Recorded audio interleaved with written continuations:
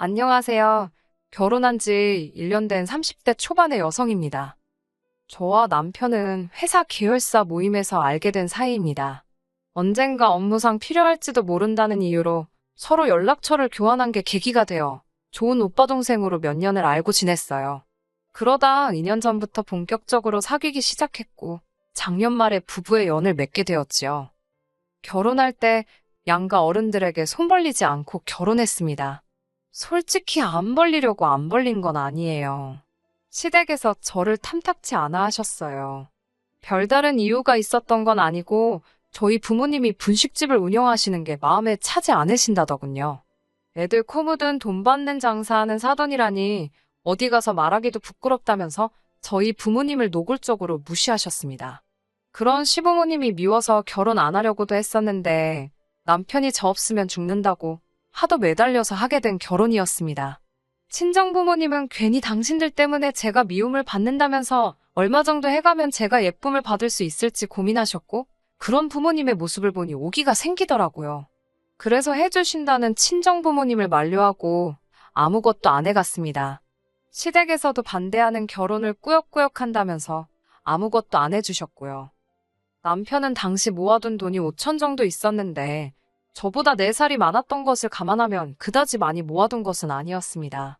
저는 8천 정도 모아둔 상황이었고요. 제가 3천을 더 해갔지만 손해라는 생각은 안 했습니다. 그저 남편과 제가 힘을 합쳐 전셋집이라도 하나 구할 수 있으니 다행이다 싶었습니다. 게다가 저나 남편이나 좋은 회사에 다니고 있었기에 둘의 앞날에 대한 걱정은 그다지 크지 않았네요. 하지만 행복하고 감사한 마음은 오래가지 못했습니다. 결혼식을 올리고 반년도 되지 않았을 무렵 친정부모님께서 가게를 마치고 집으로 돌아오시던 길에 교통사고로 돌아가셨거든요. 지금도 그 일만 생각하면 가슴이 미어집니다. 사고가 났던 그날도 친정부모님께서는 분식집 장사를 마치시고 집으로 돌아오는 길이셨어요. 분식집에서 집까지는 걸어서 30분, 오토바이로는 10분 정도 걸립니다. 제가 알기로는 평소에는 두 분이 산책 삼아 걸어서 다니셨는데 그날은 많이 피곤하셨던 모양이에요. 아버지께서는 평소 근거리 배달용으로 쓰시던 오토바이를 타셨더라고요. 뒤에는 어머니를 태우시고요. 문제는 하필 그날따라 비가 많이 내렸고 음주운전 차량은 저희 아버지의 오토바이를 보지 못했답니다. 그렇게 두 분이 세상을 떠나셨어요. 이후로 한동안 시간이 어떻게 흘러가는지도 모를 만큼 저는 슬픔에 짓눌려 살았습니다. 그런 와중에 하루는 어머님께서 연락도 없이 집에 찾아오셨어요. 오시자마자 어머니께서 하신 말씀은 집안꼴이 이게 뭐냐는 거였습니다. 냉장고를 열어보시고는 당신 아들이 좋아하는 반찬은 하나도 없다면서 혀를 차시더라고요.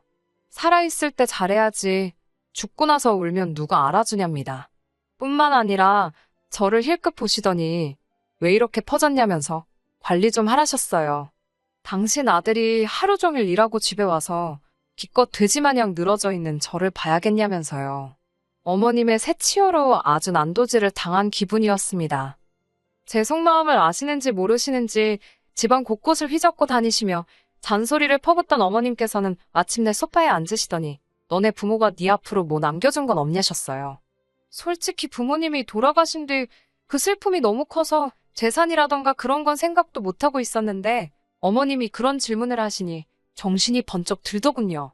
확인해보지 않았다고 하니까 겨우 분식집에서 벌면 얼마나 벌었겠냐고 가서 빚이나 없는지 확인해 보랍니다. 그러면서 덧붙이시기를 빚이 있으면 갚든 포기를 하든 네가 알아서 하되 남편이나 당신한테 피해는 주지 말라고요. 그건 저희 부모님이 만드신 거니까 제가 알아서 해야 하는 거라고 신신당부를 하시면서요. 어머님 말씀이 서운하고 얄미웠지만 한편으로는 언젠가 한 번은 했어야 하는 일이지 싶어서 주민센터를 찾아갔어요. 그리고 얼마 후 알게 된 결과는 충격적이었습니다.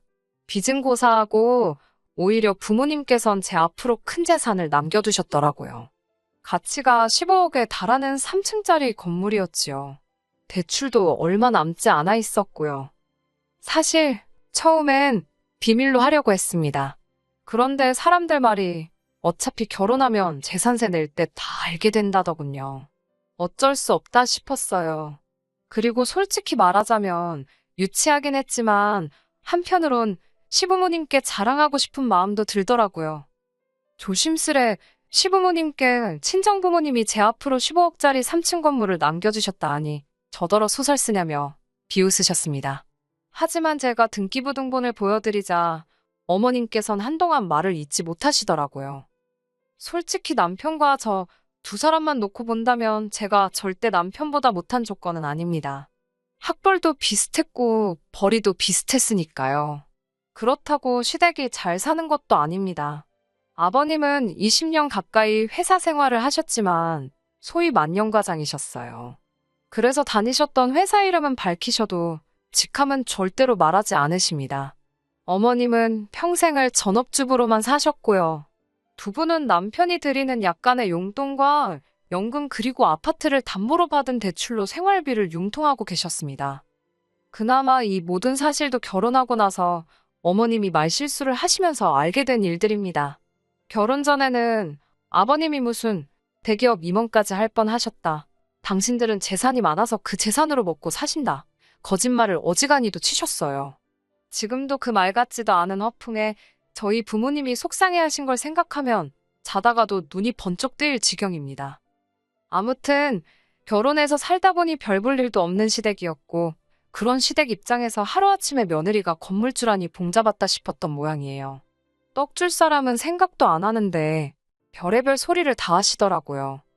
하루는 아버님께서 당신이 왕년에 회계팀에서 일을 했던 경력이 있으니 제 건물에서 나오는 월세를 관리해 주시겠답니다. 대신 월급으로 한 달에 300씩 달라고 하시더군요. 너무 어이가 없어서 월세 관리가 뭐가 필요하냐고 여쭤봤습니다. 제 건물에서 장사하시는 분들 대부분이 4, 5년은 되신 분들이라 때 되면 어련히 제 계좌로 이체해 주시는데 아버님이 구태여 고생하실 필요는 없다고 완곡히 거절의 뜻을 밝혔지요. 하지만 동시에 생활이 혹시 어려워서 일자리를 찾으시는 건가 싶어 회계일 말고 건물 관리 일을 도와주시는 건 어떻겠냐고 여쭤봤습니다. 건물 관리라는 게 사실 어려운 일은 아니고 이상한 사람이 오가지는 않는지 청결한지 그런 것들만 체크해 주시면 되는 단순한 일이었어요. 마침 오랫동안 해주시던 아저씨께서 고향에 내려가신다고 했기에 그나마도 여쭤볼 수 있었던 거고요. 그러자 이번엔 어머님께서 노발대발 난리가 나셨습니다. 어디 며느리가 건물주인데 시아버지가 모양 빠지게 경비를 서냐면서 저더러 지금 시아버지 망신 주려고 작정을 했냐고 악을 쓰시더라고요. 제 입장에서는 호의를 베푼 건데 어머님이 악다구니를 쓰시니 얼떨결에 머리채 잡힌 기분이었어요. 참다 못한 제가 내키지 않으시면 하지 마시라고 선을 그었네요. 이튿날 남편이 한다는 소리는 더 가관이었습니다. 어머님께서 남편에게 세상 천지에 시부모한테 조건 달고 용돈 주는 며느리가 어딨냐고 한탄을 하시더래요. 그제서야 무슨 소린지 알겠더라고요. 한마디로 가만히 계셔도 제가 돈을 척척 드려야 하는데 일을 해야 돈을 준다고 하니 그게 마음에 안 드셨던 거예요. 하지만 이런 이유로 제가 남편과 헤어지기로 결심한 건 아닙니다. 제가 이혼을 결심하게 된 결정적인 이유는 어머님이 말 그대로 저를 파셨기 때문이에요.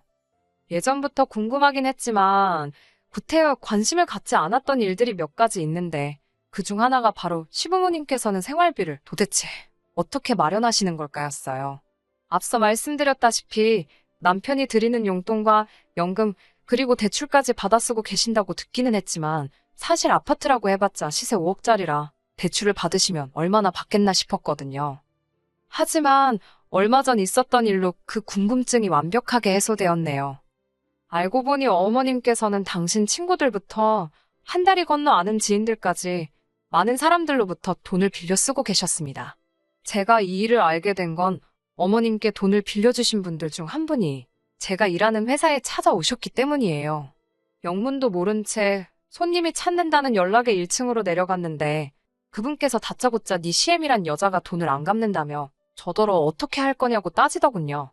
황당해서 그게 무슨 소리냐고 여쭈니 그분도 뭔가 이상하다 느꼈는지 저에게 자초지종을 이야기해 주셨어요.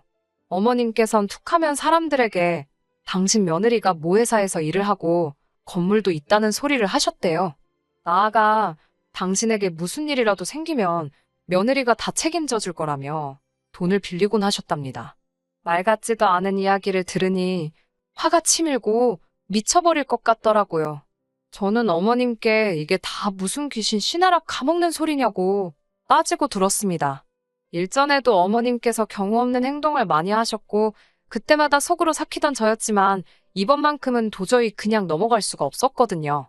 어머님께서는 여편네가 좀만 기다리면 되는 걸 저렇게 못 믿고 쫓아왔다며 오히려 급은욕을 하셨습니다. 저는 어머님께 다른 분들과 거래를 어떻게 하셨든 궁금하지도 않고 알고 싶지도 않다고 그저 제 회사로 찾아오지만 않게 해달라 했습니다. 그러나 어머님의 반응은 정말 뻔뻔하기 짝이 없으셨어요. 당신은 불편한 게 하나도 없다면서 그렇게 불편하면 저더러 해결하랍니다. 돈 몇 푼 쥐어주면 떨어져 나갈 거라나요. 솔직히 몇십만 원 단위면 그냥 물어드리려고 생각했어요. 그런데 어머님 입에서 나온 숫자는 가히 충격적이었습니다. 한 분당 적게는 100만 원, 많게는 700만 원까지 있었는데 그런 분들이 좋기 10사람은 된다는 겁니다. 거기다 몇 분에게는 이자 20%까지 약속을 했다나요. 뻔뻔한 어머님의 설명에 저는 학을 떼고 말았습니다. 뒤이어 어머님께서 말씀하시길 결혼할 때 예단도 안 해오지 않았냐면서 이참에 예단한다 생각하랍니다. 기가 차더라고요. 그렇게 치면 남편은 뭐 집이라도 해왔나요? 막말로 남편이나 저나 현찰박치기였고 그나마도 제가 3천 더 해왔다고 받아쳤더니 어머님이 하신다는 말씀이 그 3천으로 당신 좋은 일 시켰냐입니다. 또 먹고 살 집 구하는데 써놓고 왜 생색이냐며 화를 내시더라고요. 아니 그런 논리면 그 집에는 저 혼자 사나요? 어머님 아들도 같이 사는 집이잖아요. 어머님과는 도저히 말이 통하지 않았습니다. 그런 와중에 남편이란 작자는 옆에서 꿀먹은 모마냥 가만히 앉아서 바닥만 보고 있더라고요. 어떻게든 결단을 내리지 않으면 이 상황이 계속 반복되겠구나 싶어 단도직입적으로 말씀드렸습니다. 한 번만 더 누구든 제 회사로 찾아오면 경찰을 부를 거라고요. 그러자 어머님께서는 아이고 무섭다며 왜 아예 당신을 잡아가라고 시키라며 빈정거리셨습니다. 며칠 뒤 우려했던 일이 일어났습니다. 이번엔 세 분이 같이 오셨더라고요. 결혼식 때도 뵀던 어머님의 친구분들이셨습니다. 저는 어머님께 말씀드린 대로 경찰을 부를까도 잠시 고민했지만 그래도 일전에 뵀던 분들이기에 대화를 나누는 쪽으로 마음을 바꾸게 되었어요. 그동안 잘 지내셨냐고 안부를 여쭙고는 회사 건너편 카페로 세 분을 모셨습니다.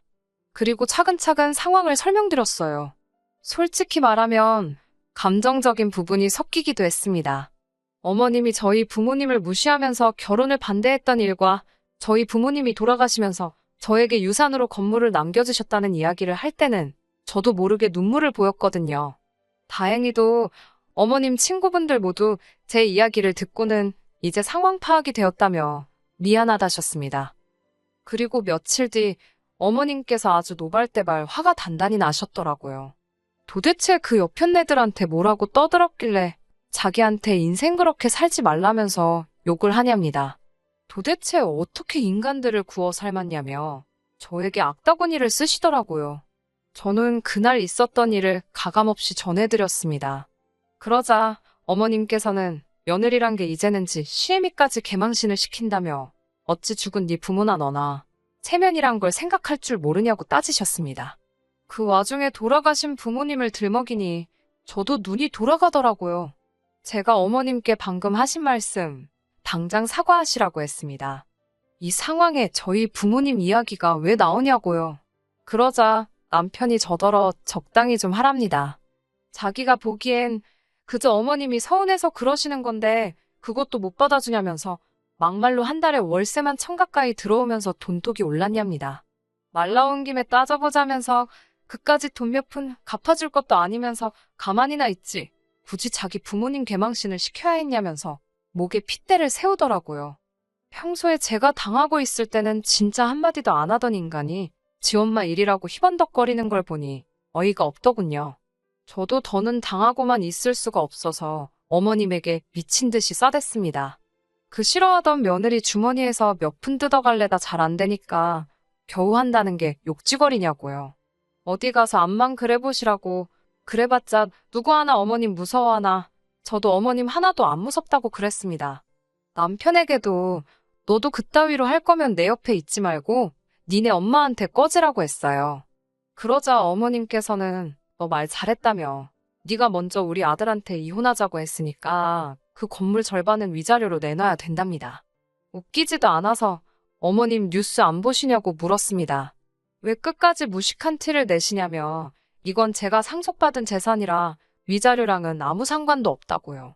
게다가 저희 지금 혼인신고도 안 되어 있는 거 기억 못 하시냐고 물으니 순간 어머님이 아차 싶은 표정을 지으셨어요. 어머님께서 저 너무 마음에 안 든다고 앞으로 하는 거 봐서 혼인신고하는 거 허락해 주신다면서 못하게 하셨거든요. 저는 어머님께 너무 감사하다고 덕분에 이렇게 수월하게 헤어진다고 인사를 드렸네요. 남편한테는 계좌번호 찍어서 보내라고 했습니다. 결혼할 때 너가 가져온 5천에서 1,000만 원은 네가 먹고 쓴 거다 치고 나머지만 보내준다고 했습니다. 그러자 남편이 당황한 눈초리로 또 뭘 그렇게까지 하냐면서 그냥 이쯤에서 그동안 마음속에 쌓인 이야기 다 풀었다 치자네요. 웃기지도 않아서 내가 그동안 당한 게 얼만데 꼴랑 어머님 욕 좀 드신 걸로 풀긴 뭘 푸냐고 됐다고 했습니다. 우리 부모님 가슴에 대못 박은 그 죄를 니네 엄마가 용서받을 수 있을 것 같냐고 악을 썼네요. 이후로 저는 남편과 다시 남남이 되었어요. 오빠 동생만도 못한 사이가 된 거지요. 솔직히 부모님 돌아가신 이후로 어떻게 보면 제 유일한 가족이었기에 어떻게든 지켜내고 싶었던 게 사실이에요. 그래서 어머님과의 다툼이 있을 때마다 남편이 적극적으로 개입하지 않았어도 크게 원망하지 않으려고 노력했습니다. 하지만 결국 이렇게 되었네요. 저는 남편과 헤어진 후 회사까지 찾아왔던 그분들에게 고부관계가 끝났다고 소식을 전했습니다. 이제는 정말이지 제가 책임질 이유도 없고 명분도 없는 만큼 저희 어머님께 빌려드린 돈을 조금이라도 받으시려면 빨리빨리 고소도 하시고 아파트 경매도 생각해보시라고 조언해드렸어요. 후기라면 후기인데 얼마 전 남편에게서 연락이 왔었습니다. 다 죽어가는 목소리로 좀 도와달라대요. 무려 9사람이 어머님을 고소했는데 금액이 엄청나답니다. 이러다간 아파트도 뺏기고 온 가족이 길바닥을 나앉게 생겼다며 좀 도와달랍니다. 순간 안쓰러운 마음이 들긴 했지만 저희 부모님이 살아생전 못 먹고 못 입고 만드신 재산인데 그따위로 쓸 수는 없었지요. 남편에게는 유감이지만 각자 살 길 찾기로 했으니 더는 연락하지 말라고 했네요. 그 이후로는 어떻게 됐는지 잘 모릅니다. 제가 연락처를 바꿨거든요. 이후로 저는 회사를 떠났고 지금은 그동안 배워보고 싶었던 것들을 배우며 제 인생의 새로운 시작을 준비하고 있습니다. 언젠가 다시 부모님을 만나게 됐을 때 부끄럽지 않은 딸이고 싶다는 목표를 가슴에 품고 다시 열심히 살려고요. 많이 응원해주세요. 끝까지 들어주셔서 감사합니다. 오늘의 사연은 여기까지입니다. 구독과 좋아요, 알람 설정 부탁드리고 더 좋은 사연으로 다시 찾아뵙겠습니다. 감사합니다.